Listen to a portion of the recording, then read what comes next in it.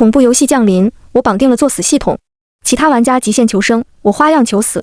可鬼怪们的行为却越来越异常，活尸鬼天天来我家蹭饭，红衣小女孩缠着我教她做作业，还有隔壁那个长相清秀的剪刀手医生，一见到我就满脸羞红。其他玩家存活率不到1%的生存副本，你给完成向往的生活了。副本登录倒计时5、4、3，欢迎进入副本噩梦小镇。本次任务目标在小镇中成功度过7天。注意，请务必每日准备诗仙娘娘的贡品，否则她会半夜去找你哦。祝各位玩家通关愉快。迷雾散尽，刺骨的寒风从漆黑的门外侵袭进来，门外时不时跑过去几个人影，伴随着惊悚的怪声，让人不寒而栗。连吹进来的冷风中都好像夹杂着什么东西的呓语和哭泣声。就在这时，我脑海中接收到了新的信息，恭喜宿主成功激活作死系统。为了凸显其他玩家的机智，增加观众们的副本观看体验，宿主的作死操作将获得丰厚的积分和物品奖励。请问是否绑定？1个月前，我已经被确诊为癌症晚期，反正横竖都是死，在副本里作死，没准还能有意外收获。我毫不犹豫地选择了是。恭喜宿主绑定成功，请努力作死哦。周围凭空又被传送进来几位玩家，房间的灯光突然亮了起来。其中一位男玩家看上去像是老玩家，接收系统信息后皱起了眉。A 级噩梦小镇，该死，居然是这个副本。另外一男一女还有点摸不清状况。大哥，看您好像过了很多本，这个副本有什么不一样吗？老玩家冷哼一声，这个副本存活率据说只有1%，你说呢？那2个新玩家顿时被吓破了胆，蹲在地上哭了起来。天哪，怎么办？我不想死啊！呜呜，怎么会这样啊？谁能救救我？放我出去，我要离开这里。在众人看不到的地方，弹幕已经开始刷屏了。这届新人素质不行啊，光知道哭有什么用？那个老玩家我认识，叫王辉，前面几个副本表现都不错。旁边那个小姑娘不是也挺淡定的吗？看着不像老玩家，心理素质不错呀。拉倒吧，我看她是被吓傻了。就是你瞅她干瘦干瘦的，我打赌诗仙娘娘第一个吃的就是她。老玩家凶神恶煞的朝那2人吼了一句：别好了，听着就烦。我叫王辉，你们3个应该都是新玩家吧？想在这个副本活命，就乖乖听我指挥。那2个新玩家立马抱住王辉的大腿，用手胡乱抹了一把脸上的眼泪和鼻涕。辉哥放心，我们一定都听你的。在这种单人生存副本，抱团的存活概率并不会高多少。更何况这个王辉明显不是什么善茬，这种人遇到危险跑得比谁都快，指望他还不如指望自己。见我没搭茬，王辉脸色明显阴沉下来。天黑了，该准备诗仙娘娘的贡品了。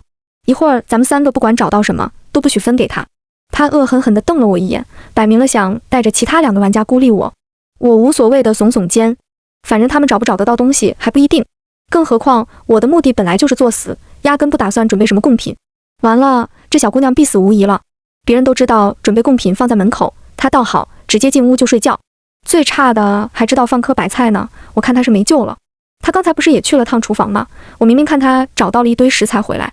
上一个没给诗仙娘娘准备贡品的玩家，我没记错的话，好像变成了一堆碎肉。我睡到半夜，觉得身上有些发冷。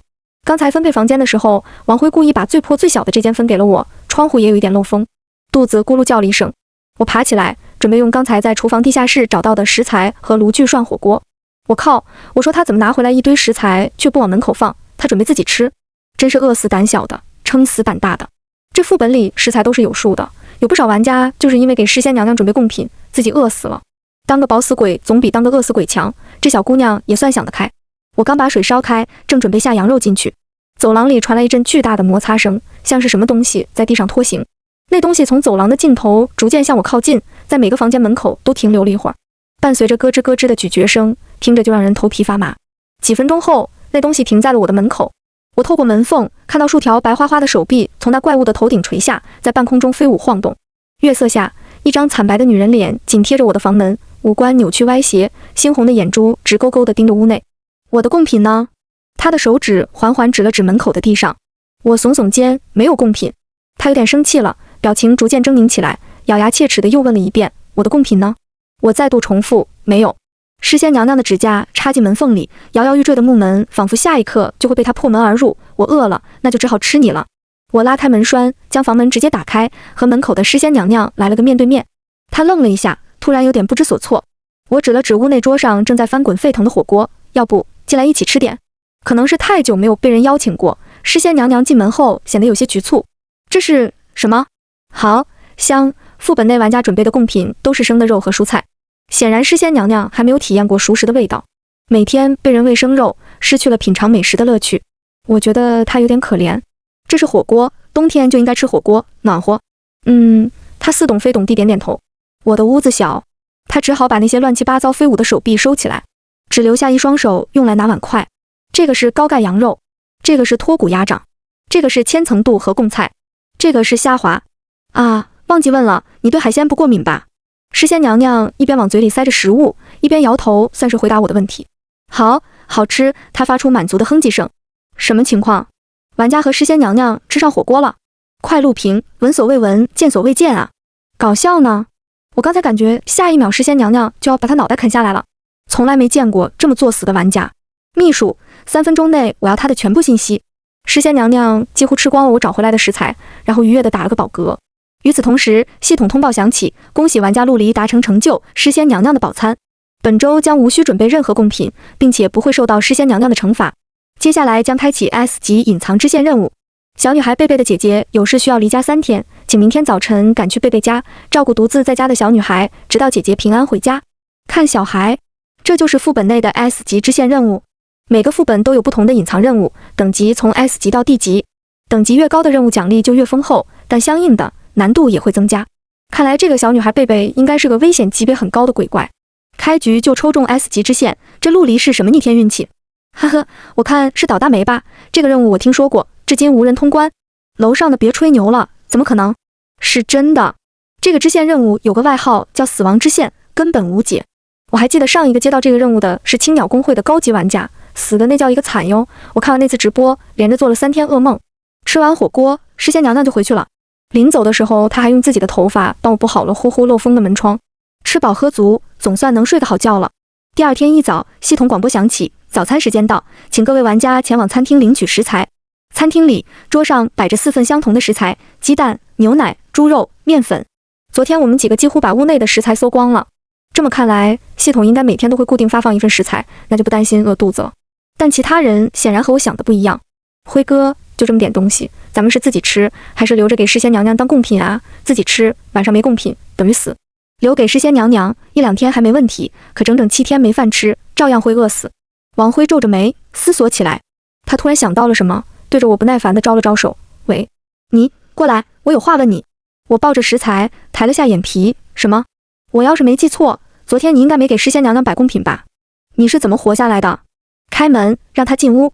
王辉一脸你在糊弄鬼的表情：“你休想害我们，我可是老玩家，谁都知道放鬼怪进屋和送死没区别。”我毫不在意地耸耸肩，爱信不信。说完，我哼着小曲转身回屋煮饭。王辉阴沉着脸在身后咕哝了一句：“臭娘们，要不是副本内不允许玩家攻击玩家，老子早晚弄死你。”弹幕：这个陆离把王辉得罪了，有他受的。哎，虽然不能直接攻击玩家，但是可以利用副本内规则让鬼怪杀死玩家。上一场直播就有个老玩家偷偷把鬼怪的信物塞到一个新玩家屋里了，当天晚上鬼怪就去把那个新玩家吃了。我觉得陆离死不了，昨天诗仙娘娘进屋了，他不也安然无恙？那只不过是碰巧罢了，看着吧，他活不过今晚。早饭结束后，我按照支线任务提示来到贝贝的家。开门的是个红衣小女孩，头上梳着2个小揪揪，抿着嘴笑得很甜，除了脸色苍白一点，看起来跟正常小孩没什么区别。你就是贝贝吗？小女孩调皮地眨眨眼睛，然后咧开嘴笑了一下。你猜？露出的牙齿又细又密，牙缝里还沾着血丝和鲜红色的碎肉，显然她刚吃完什么不太好的东西。像是没看到这些，我牵着她的手走进屋。我是你姐姐找来照顾你的人，她有事出门了，3天以后才能回来。贝贝扯了扯我的衣摆，我想玩捉迷藏，你可以陪我玩捉迷藏吗？此时房间内响起系统的提示音。贝贝是个乖巧的小女孩，但她的脾气不太好，请不要拒绝贝贝的任何要求，否则她可能会把你吃掉哦，像是为了验证系统这句话的真实性。贝贝的脸突然间炸成了5瓣，像是朵邪恶的食人妖花，每一瓣上面都长满了密密麻麻的肉刺和牙齿，中间吐出蛇信子一样的舌头，看起来能毫不费力地把人的骨肉嚼碎。突如其来的变身吓了我一跳。草，一种植物。贝贝这种形态只持续了1秒，它就又变回了原来正常的模样。弹幕沉默了一瞬。卧槽！开屏暴击，我裤子都要尿了。你们看到她的脸了吗？我这辈子都要对这个年纪的小女孩有阴影了。鄙人有幸看过其他玩家过这个支线，脑袋和4肢都被这个怪咬掉了。斯米马赛妈妈酱，瓦达西不是故意点开的，厄运退散。捉迷藏，听起来只是普通小孩子喜欢玩的游戏而已，但如果真那么简单，系统不会判定为 S 级难度。好，我尽可能温柔地对着他点点头。贝贝露出很开心的笑容，那你快点藏好，我数10个数就要开始了哦。屋子很小，能藏的地方寥寥可数。10、9、8，我跑进卧室。现在面前有2个选择，床底或是衣柜。5、4、3、2、1，嘻嘻，我来找你喽。赶在贝贝倒数的最后一秒，我拉开衣柜的门，藏了进去。我屏住呼吸，透过一点点细缝观察外面的动静。脚步声逐渐接近，带着一丝欢快的意味。姐姐你在哪？我闻到你的味道喽，香香的，一定很好吃。伴随着脚步，还有吸溜吸溜吞口水的声音。这孩子怎么什么都吃？嘻嘻，姐姐，等我找到你，就要吃掉你啦。柜门前出现了一个红色的身影，他并不急着打开柜门，仿佛在享受捕猎的乐趣。真是有够恶趣味的。完了完了完了，这下他死定了。我就说这条支线怎么能是 S 级，压根就无解呀。这屋子就这么小，怎么藏啊？答应和他玩也是死，不答应一样是死。这任务根本不讲道理，难怪之前从来没有玩家通关。我还觉得这个陆离挺有成为高玩的潜力呢，没想到开局就要挂了。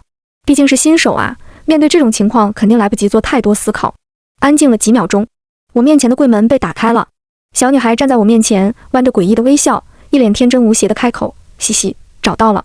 在小女孩脑袋炸开的前一秒，我从柜子里伸出手，摸了摸她的头发。贝贝真棒，那这次该轮到我找你了，快去藏好吧。女孩的脸上露出纠结的表情。我淡定的解释，捉迷藏的规则就是这样的呀，这一轮该轮到我来找你了。是这样的吗？贝贝思考了几秒钟后，勉为其难地点了点头。乖，快去藏好吧，我数10个数就要来找你了哦。话音刚落，他就急急忙忙地跑开了。果然，小孩子是世上最单纯的生物。我不慌不忙地坐到沙发上，闭上眼睛休息起来。无论他藏到哪里，只要我没有找到他，就不能开始下一轮游戏。这样一来，捉迷藏的死亡条件就永远无法达成。弹幕还能有这种解法？那小女孩也太好忽悠了吧！我甚至觉得那孩子有点可怜，他一点都不害怕吗？我刚才都替他捏了把汗。陆离，你就是我的神。楼上的倒也不必这么夸张，这种简单操作换成我也一样可以。天上的牛都被你吹飞了。天色渐渐暗了下来，躲在床底的小女孩终于忍无可忍地爬出来。姐姐，我不玩了。贝贝的脸皱成小小的一团，有点委屈巴巴。我伸了个懒腰，眯着眼看她。真的不玩了？她脑袋摇得跟拨浪鼓似的，不玩了。我把她抱起来，替她捏了捏在床下蹲到发麻的手脚。既然不玩了，那就该去做作业了。贝贝面色一滞，脸上浮现出迷茫。作业？我抬手指了指卧室书桌上的一本小学题册，要么去乖乖写作业，要么姐姐就再陪你玩一会儿捉迷藏。她纠结地咬着嘴唇，抬眸看了我一眼，然后不情不愿地点了点头，嘟嘟囔囔，好吧，做作业。我捏了一下她的脸蛋，真乖。弹幕人都妈了，苍天，我看到了什么？其他玩家被这小女孩啃得骨头渣子都不剩，在陆离面前，她居然乖乖巧巧地写作业，哈哈哈，笑死我了！要么写作业，要么继续玩。我头一次看到鬼怪被威胁，连鬼怪都逃脱不了被作业支配的恐惧，这是噩梦小镇。不知道的人踏马还以为是向往的生活。贝贝翻开题册，碰到不会的题，他也会像普通小孩一样咬着铅笔皱眉，而我坐在他旁边，时不时给他讲解题目。好好想想，用希望怎么造句？我希望姐姐能早点回家。回家的家字不是这样写的，我教你。画面一片岁月静好，安然和谐。天黑以后，我回到了自己的房间。再过一会儿就是诗仙娘娘来吃贡品的时间，但今天我可以睡个好觉。由于昨天达成的成就，诗仙娘娘不会再来打扰我。我躺在床上，闭上眼睛休息。半梦半醒之间，却听到走廊里传来一道撕心裂肺的叫喊。听声音，像是那2个新玩家中的一人。我推门出去，王耀和另一个玩家站在走廊上，空气中弥漫着浓郁的血腥味，刺得人鼻腔生疼。死人了，死人了！辉哥，我不想死。他俩站在另一个玩家的门口。我凑过来，看到了门内的场景。墙壁上淌着鲜血，尸体模糊地瘫在地板上，血肉模糊的程度已经看不出人形，皮肉和肉块分离，还凌乱地露出几块带着牙印的骨头。另一个新玩家见到我，咬牙切齿地咆哮：都怪你，都是因为你，他才会死的。昨天你也没有摆贡品，凭什么你没事？该死的人，明明是你！王辉只匆匆瞥了一眼地上的碎肉，就满脸阴郁地别开了头。他皱着眉训斥：行了，别喊了，不怕再把怪招过来。那玩家一听，连忙闭了嘴，只是恨恨地瞪着我。王辉用古怪的眼神看了我一眼，死的怎么会是？算了，都回屋睡觉。作为老玩家，他已经见多了这种场面，我却注意到他那句话。他原本认为今晚死的应该是谁？是我吗？可是他又怎么笃定我会出事呢？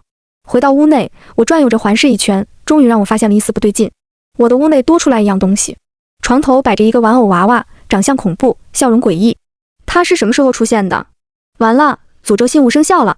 什么东西？你们在说啥？求科普。这是王辉在上一个副本里得到的奖励道具，能够随机变成当前副本内召唤鬼怪的信物。曹，这是要借鬼怪的手搞死鹿神啊！人心有时候比鬼怪可怕的多，所以说别在副本里随便得罪人，不然怎么死的都不知道。哎，看来是几级鬼怪吧？要是3级以下还有生路。我正在研究要不要把玩偶丢出窗外的时候，一阵突兀的敲门声突然响起。有人吗？我没有出声，那个声音又问了一遍。有人吗？见屋里半天没动静，房门的把手被轻轻旋转，发出令人毛骨悚然的咯吱声。没人的话，嘻嘻，那我就要进来了。这个嘻嘻声听着怎么这么耳熟呢？我跑到门口，打开门，然后和门口气势汹汹的食人花面面相觑。他呆滞了一瞬，我甚至在他炸开的脸上捕捉到慌乱的神情。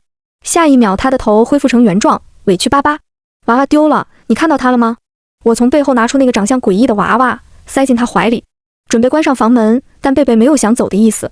还有事。他站在门口支支吾吾，姐姐，天太黑了，我可以跟你睡吗？此刻她就像一个普通的因为天黑而不敢走夜路的小女孩，甚至娇气中带着一丝可怜。我无奈地叹了口气，进来吧。我从柜子里找出一套额外的被褥铺好，然后把女孩抱到床上。姐姐，我睡不着，你可以陪我聊聊天吗？我默不作声地把她的被子掖好。你想聊什么？我刚才的样子是不是很丑啊？这个年纪的小女孩已经开始有了爱美的心思，会格外注重自己的外表。她说的应该是脑袋炸成食人花的样子。我揉了揉她的头发，没有，很可爱。她揉搓了一下自己的脸蛋，反复询问，真的吗？真的。可别人都怕我，叫我怪物。他们是坏人，骗你的。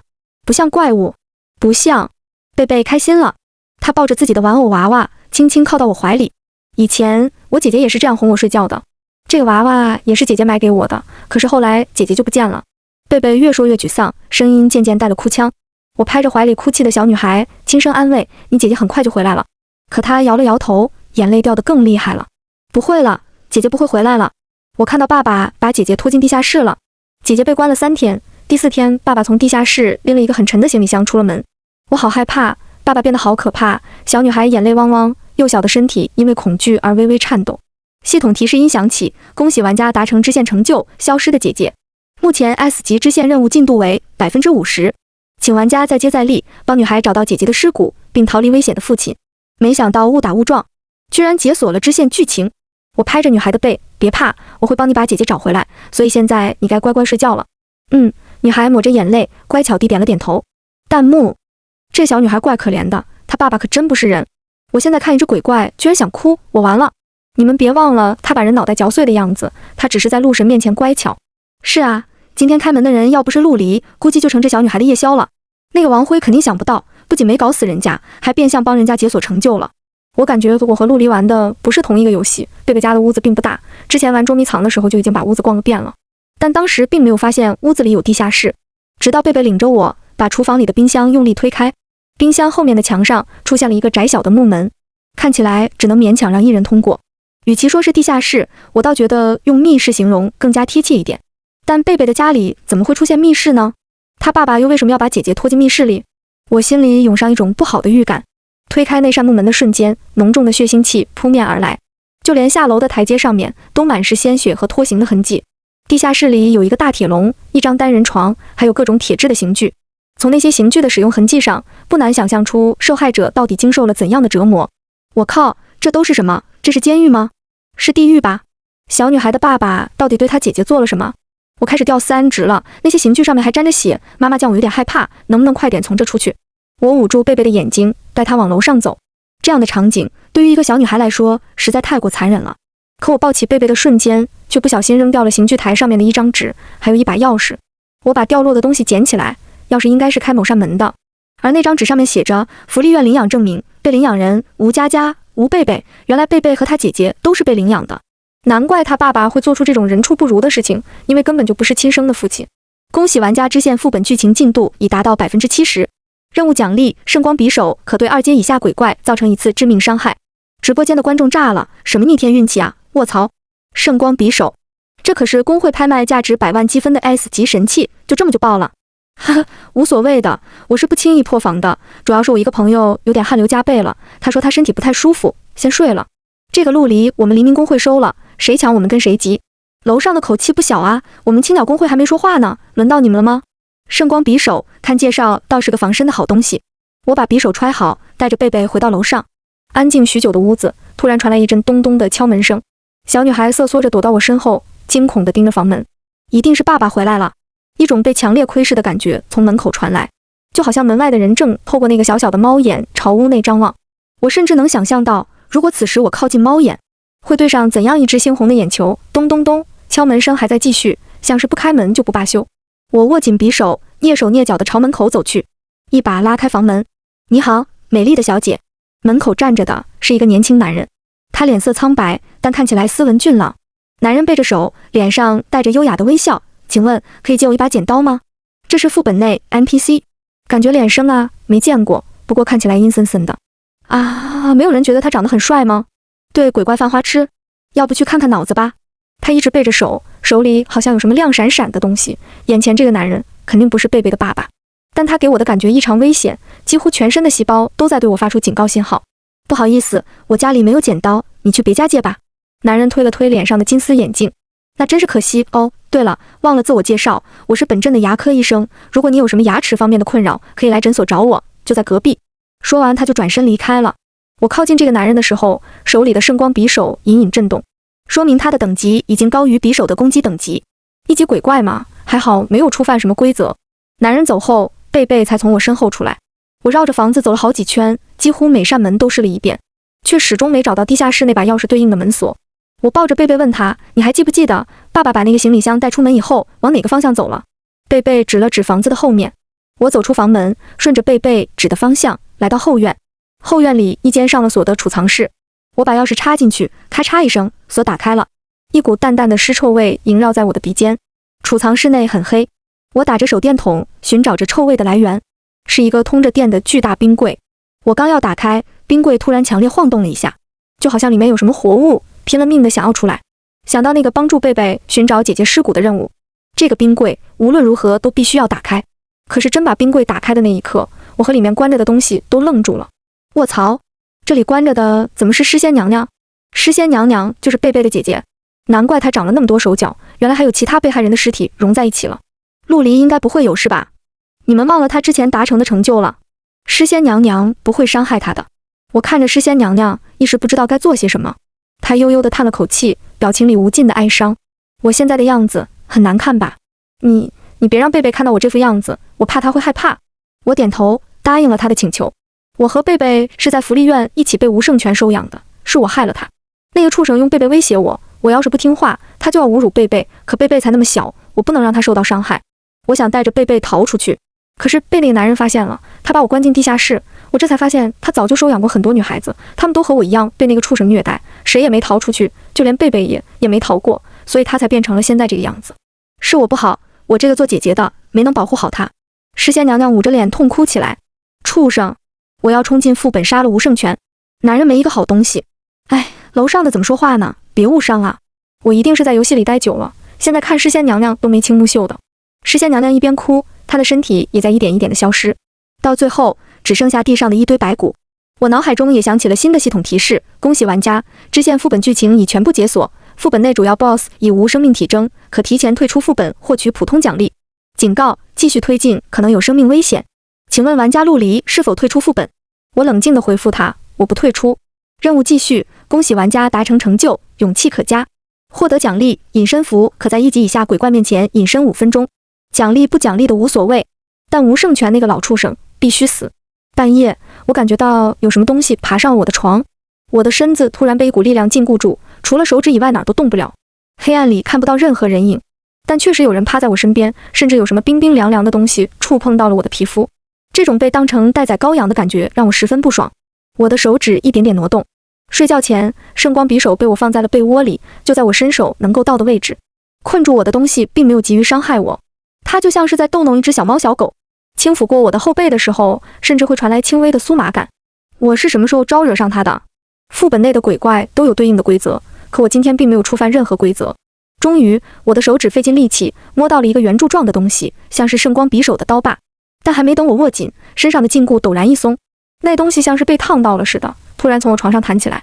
紧接着我听到房门被撞开的声音，这是感觉到我想攻击他，所以被我吓跑了。后半夜我几乎是把声光匕首紧攥在手里睡着的，生怕那东西再不声不响的回来。好在这一夜相安无事的度过了。昨天诗仙娘娘消失以后，王辉和那个新玩家就忙不迭地选择了退出副本。现在副本里只剩下我自己最后一个玩家了。吃过早饭，我照例来到贝贝家，却在贝贝家的门口碰到了昨天那个自称是牙科医生的男人。可他刚一开门，见到我就转身回到屋内，紧闭房门。虽然鬼怪不来招惹我是件好事，但我真有这么吓人？弹幕却津津有味地讨论起来，不知道是不是我的错觉，刚才那个男鬼怪好像脸红了，瞎扯吧，鬼怪哪会脸红？是真的，我也看到了，他好像害羞了。谁懂科学家的快乐？那个鬼怪和咱们陆神也算是郎才女貌了，放屁！我们陆姐长得也很好看，你们疯了？磕上鬼怪和玩家了？死都不知道怎么死的。刚推开贝贝家的门，我就感受到了一股不寻常。今天的房间太阴冷了，整栋房子里寂静无声，只有地下室的方向好像传来了一些细微的声响，像是察觉到什么。我走到客厅中央的时候，那声音突然消失了。我朝地下室的方向缓缓走过去，伴随着吱呀一声，密室的木门被我推开，露出楼梯下的场景。一个头发斑白的男人手里拿着一把电锯，他的身上有许多大大小小的窟窿和伤口，鲜血已经染红了他的衣衫。而他身后冰冷的台子上面，小女孩被绑住了手脚，奄奄一息。嘿，又来了一个小姑娘。老男人露出兴奋贪婪的目光，舔了舔嘴唇，让我先解决了家里这个咬人的小鬼，再来慢慢享受你这只新鲜的小羊羔。看来他身上的伤是贝贝造成的，很明显贝贝已经激怒了这个老男人。姐姐快跑！姐姐！我目光阴沉地看着他，你就是吴胜全。老男人盯着我的视线充满欲望和兴奋，你认识我？知道没找错人，我就放心了。下一秒我提着匕首冲到了他面前，寒光在幽暗阴冷的地下室一闪而过，吧嗒一声，老男人的脑袋掉落在地上，血液喷涌而出，他脸上甚至还带着震惊错愕的表情。死不瞑目，这就是价值100万的 S 级神器吗？一刀就秒了！卧槽，我人傻了，我刚才还替陆神捏了把汗，我陆姐这一刀帅死我了。毕竟只是 A 级副本，这吴胜全顶多也就是个2级怪。我用匕首割开了绑着贝贝的绳子，他身上的伤也不少，但好在看起来都是些皮外伤，养一养应该就没事了。贝贝抱着我的脖子，小声啜泣，姐姐，你是不是也要走了？我不忍心把他一个人扔在这里，就没有什么方法能够带他一起出去吗？我男人心中酸涩，用力抱紧了他。不远处的男人推了推脸上还不习惯的金丝眼镜，把这一切都看在眼里。副本关闭倒计时10、9、8，恭喜玩家陆离通关副本噩梦小镇。获得奖励鬼怪收集册，可以选择性收录副本中遇到的鬼怪，需要时可将其召唤出来，每个副本限制使用次数为1次。这简直就是雪中送炭。我问贝贝愿不愿意跟我离开小镇，他开心地点点头。鬼怪已成功收录，鬼怪姓名贝贝，鬼怪等级3级，技能食人花，好感度90。紧接着他就化成一道光钻进了收集册里，脑海中响起了只有我才能听到的声音，检测宿主本场副本作死评分达到90。获得奖励现实世界寿命延长时限365天。果然，对于仅剩1个月寿命的我而言，靠着作死的操作获得了最重要的奖励。倒计时结束前1秒，我好像又见到了那个奇怪的青年医生。副本关闭产生的空间扭曲让我的耳边嗡嗡作响，他微笑着看着我，好像是在说下个副本见。这场游戏才刚刚开始。